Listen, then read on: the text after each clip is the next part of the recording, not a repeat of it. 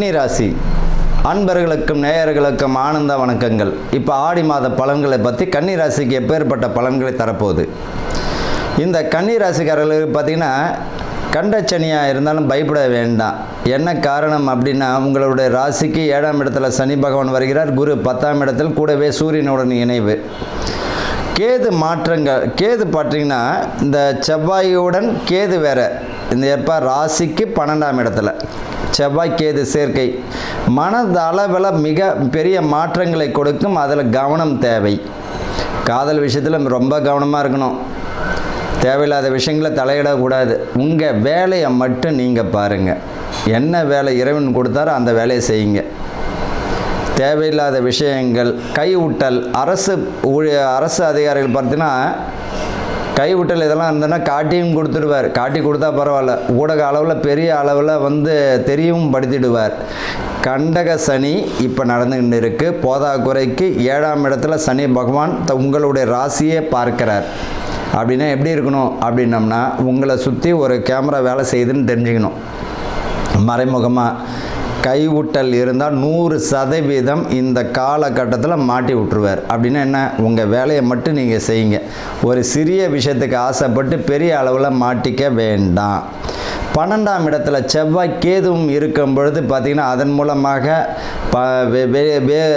வெளியிடமோ அல்லது பணி மாற்றமோ deep promotion ஆகிறது கூட வாய்ப்புகள் உண்டு. அதில் மிகுந்த கவனம் தேவை. 6ஆம் இடத்துல ராகு வருகிறார். இந்த ராசிக்கு 6ஆம் இடத்துல ராகு இருக்கும்பொழுது என்னென்னா, உடல் உபாதைகள் தரும் தான். ஆனால் பார்த்திங்கன்னா மனது அளவில் பார்த்திங்கன்னா ரொம்ப மரண பயத்தை ஏற்படுத்துகிறோம். மரண பயம் வந்துடும்.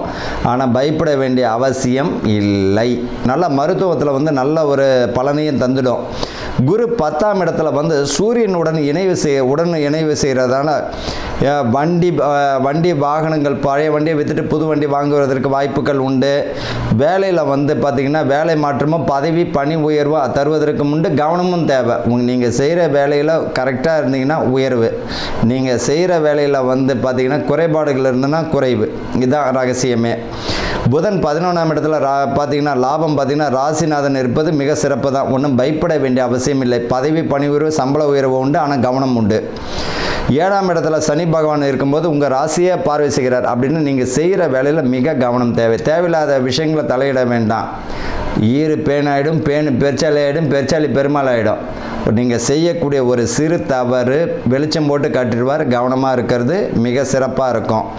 சுக்கிரன் 9ஆம் இடத்துல தந்தை வழியில் சொத்து பிரச்சனைகள் இருந்தனா முடிவுக்கு வருங்க.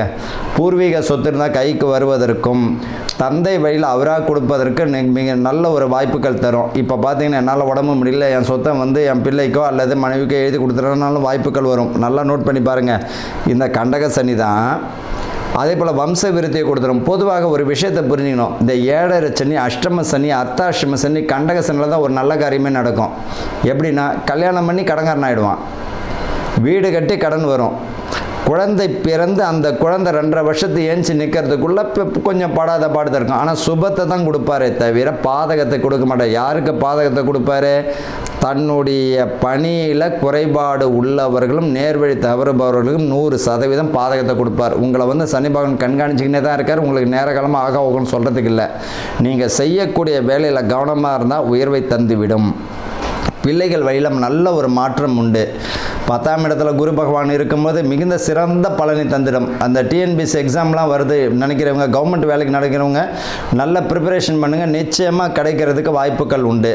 சரி, இவர்களுக்கு இந்த கன்னிராசிக்காரர்களுக்கு இந்த காலகட்டம், இந்த மாதம் என்ன பலன்களை தரலாம் அப்படின்னு பார்த்தீங்கன்னா, அம்மன் வழிபாடு.